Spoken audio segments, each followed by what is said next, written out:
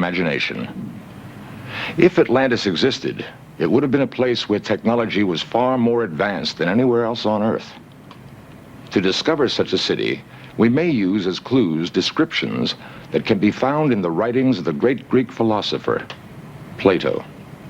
At first, a small Greek island in the Aegean seemed an unlikely place to start the search, for Plato had written of a great and wonderful empire. They had conquered almost all of Africa, he reported, and more than half of Europe. Such a kingdom hardly fits the image of a tiny island like Santorini. In 1966, however, the remains of an ancient building were dug from beneath 250 feet of ash and lava. Its broken walls signaled the first discovery of a great city.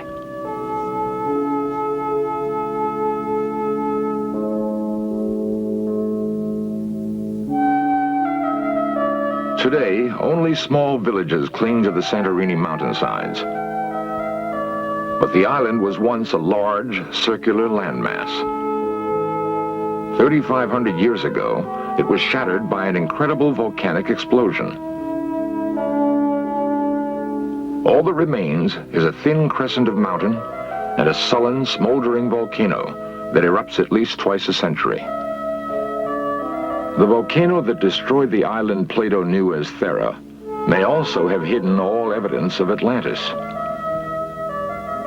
In many ways, the ruins are like those found elsewhere in the Aegean, reminiscent of the Minoan civilization. Then, reading Plato and viewing the broken walls and shattered pots, a sudden, chilling discovery is made. These ruins fit Plato's description of Atlantis with an uncanny accuracy. They constructed buildings about them and planted suitable trees, wrote Plato.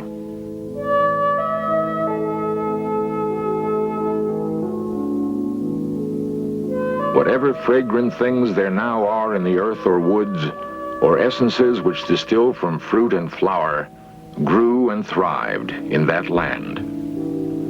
They had such an amount of wealth as was never possessed by kings and potentates, and is not likely ever to be again. The entire area was densely crowded and kept up a multitudinous sound of human voices, of din and clatter of all sorts, night and day. There were the king's baths, and there were separate baths for women, and to each of them they gave as much adornment as possible. There were many temples built and dedicated to the gods, also gardens and places of exercise. Plato tells us the citizens of Atlantis were skilled engineers, astronomers, and architects. He describes buildings and tools, and time after time we see in the ruins of Santorini the almost eyewitness accuracy of his account. The clockwork gears fished from the Aegean Sea are part of an ancient computer. It was used to plot the course of the planets and stars across the skies of Greece.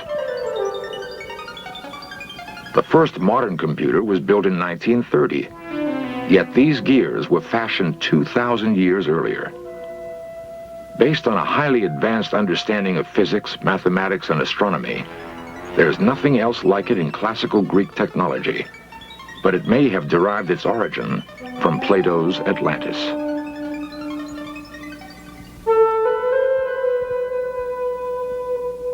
The ruins on Santorini match Plato's description, but one piece of the puzzle refuses to fall into place. Despite the opinion of some experts that here indeed are the remains of Atlantis, Plato himself seems to suggest it lies elsewhere. We must search, he tells us, beyond the Pillars of Hercules. The Pillars of Hercules are today known as the Rock of Gibraltar. Therefore, Santorini, an island in the Aegean east of Gibraltar, could not be Atlantis. It must lie to the west, in the Atlantic Ocean. In a moment, we shall continue our search for Atlantis beneath the oceans, thousands of miles from Plato's ancient Greece. The geography of the Earth is not constant. Dry land was once covered by ocean. What is now seabed was once mountain and forest. The Atlantic Ocean that now separates the Americas from Europe and Africa is so familiar, it's hard to imagine a time when it was not always there. But once, a great landmass stretched over what is now the Atlantic Ocean, bridging the Mediterranean and the Caribbean. Beneath the surface of both of those seas are the broken remains of ancient cities. They may represent the eastern and western ports of Atlantis. The search for the eastern border of Atlantis begins just beyond Gibraltar in the Spanish city of Cadiz. Once a Phoenician port, Cadiz is among the oldest cities in Europe. Here, Dr. Maxine Asher of the Ancient Mediterranean Research Association met Spanish diver Francisco Salazar Casero.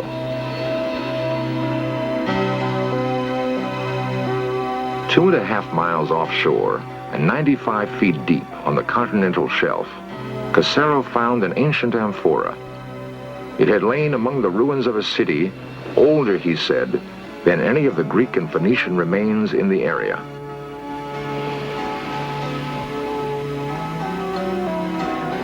And here, the mystery of Atlantis is complicated by the modern world. According to Dr. Asher, the Spanish government revoked their permission to dive at the site. Spanish politics, she says, have prevented further underwater exploration off Cadiz. Although halted, the Asher expedition produced a significant find. It indicates that the east coast of Atlantis might have been precisely where Plato had placed it, as he said, beyond the Pillars of Hercules. There is other evidence to support Plato's description of an island that was greater than Africa and Asia together.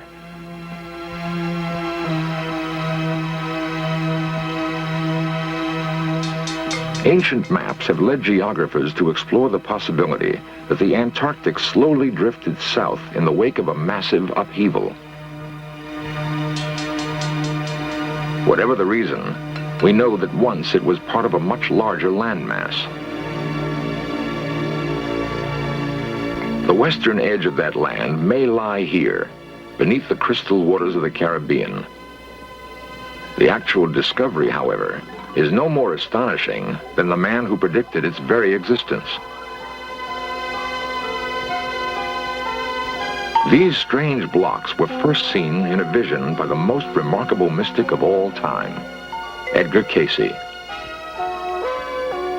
Edgar Cayce was known as the Sleeping Prophet. Hundreds of astonishingly accurate predictions are cataloged in the archives of the foundation which bears his name. In 1939, Edgar Cayce predicted the end of World War II and his own death. Both events, he said, would take place in 1945. He was right. He foresaw the freedom of India from England, the death of John Kennedy, and a number of geological changes that are still to take place. Edgar Cayce's most remarkable prophecy, however, concerns a lost kingdom. Geological upheavals, he said, would bring about the rediscovery of Atlantis. Cayce saw Atlantis breaking up into 5 islands. The largest he called Poseidia. And Poseidia will be among the first portions of Atlantis to rise again, expected in 68 or 69. That prediction was made in 1940. In 1967, a pilot flying over the Bahamas sighted a rectangular structure beneath the crystal clear waters. It was precisely where Cayce had said Atlantis would be, under the slime of ages of seawater, near what is known as Bimini, off the coast of Florida. And here they lie, huge white blocks chiseled with incredible precision and covering a large area of ocean bottom. No one knows how they got here 35 feet beneath the sea off the coast of Bimini. But here they are found. 2 possible explanations exist. One, The stones are the remains of a network of paved roads. 2, they are the tops of huge stone walls that once enclosed the palaces of Atlantis.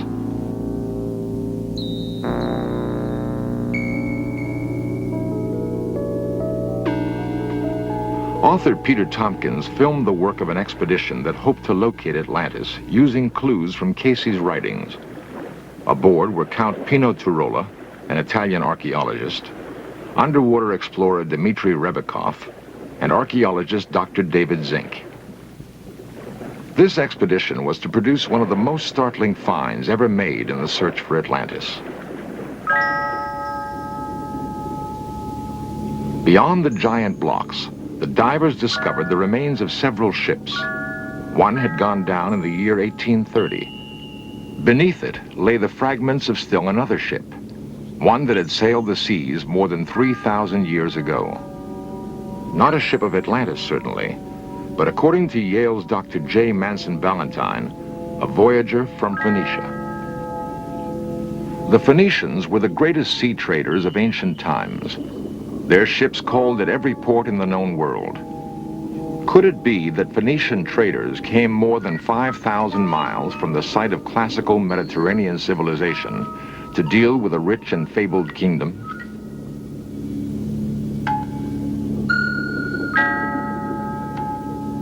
The question posed by the wrecks and the blocks of the Bimini Wall remained unanswered as the expedition continued to explore the waters off Bimini.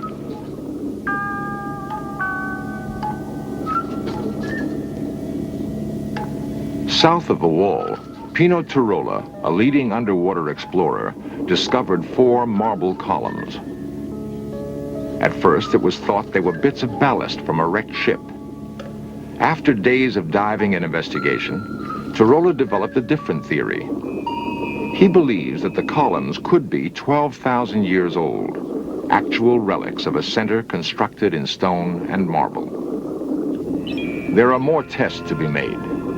Geologic dating of these and the expedition's other finds could confirm the explorers' theory that here is Atlantis. Here is the fabled world.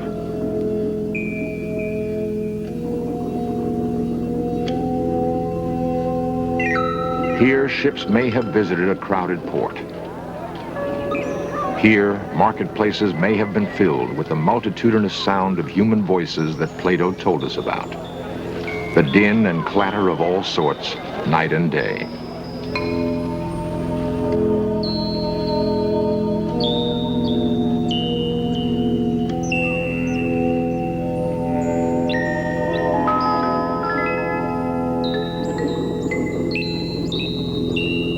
The broken columns may be all that remains of an entire civilization blasted apart by an incredible explosion.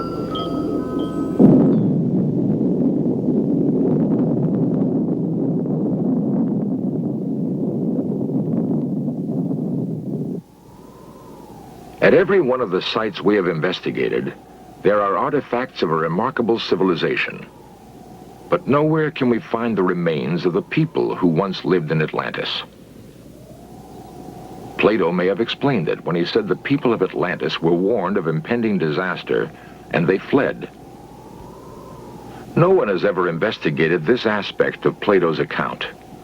But if it is correct, the clues to where the Atlanteans went next may be contained in the giant megaliths that guard the lonely outposts of the world. At Easter Island, atop the Andes at Tiahuanaco, in the jungles of Central America at La Venta, we can find the final clues to the mystery. These monoliths may tell us where the refugees, the engineers, astronomers, and architects fled, carrying the technology and culture of Atlantis. If so, we can begin to understand why the great cultures of the past bear such striking similarities. Egypt, one of the greatest of ancient civilizations, is symbolized by its pyramids. So too does the pyramid mark the ruins of this highly advanced Mayan society. There are other similarities. The Egyptian temple of Amen-Ra at Karnak is aligned with the sun. Only at the time of the summer solstice, the sun strikes the central chamber of the temple, known to the ancient Egyptians as the high room of the sun. 8,000 miles away, in the remote peaks of the Andes, the Inca marked the seasonal solstices with this monument. Using almost the same words as the Egyptians, they called it the hitching post of the sun. Perhaps the most remarkable record of the exodus from Atlantis is preserved in the 1,500-year-old pottery of a Peruvian tribe called the Mochica. In their vases and utensils, they depicted Orientals and Negroes, Arabs, Indians, Egyptians, and Greeks, people who might have been known to each other in Atlantis.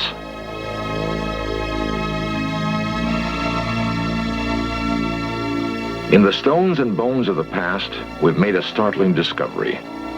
There is a common origin for many widely dispersed ancient civilizations. In the tombs of Peru, we see similarities with other cultures, with the Mayans, with the Egyptians.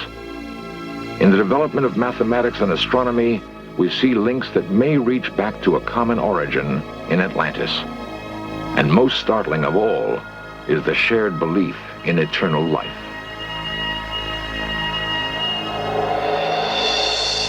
In fragrant linen, buried amidst the treasures of their world, they seek the hereafter, guided by their ancestral traditions.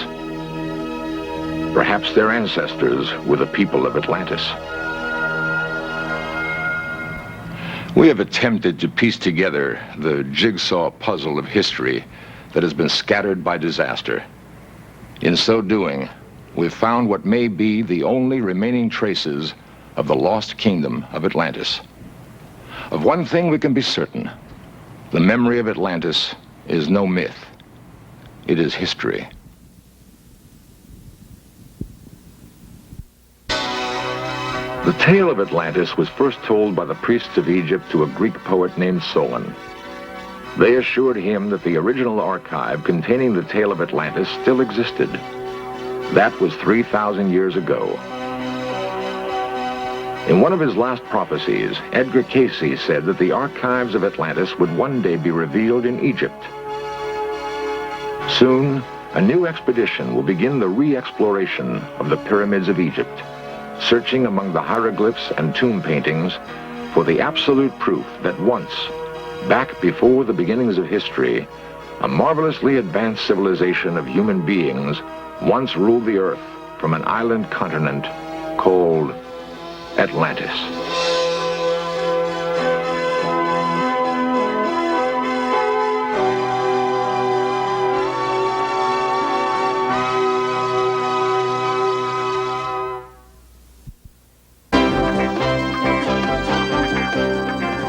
Lost civilizations, extraterrestrials, myths and monsters, missing persons, magic and witchcraft, unexplained phenomena. In search of cameras are traveling the world, seeking out these great mysteries. This program was the result of the work of scientists, researchers, and a group of highly skilled technicians.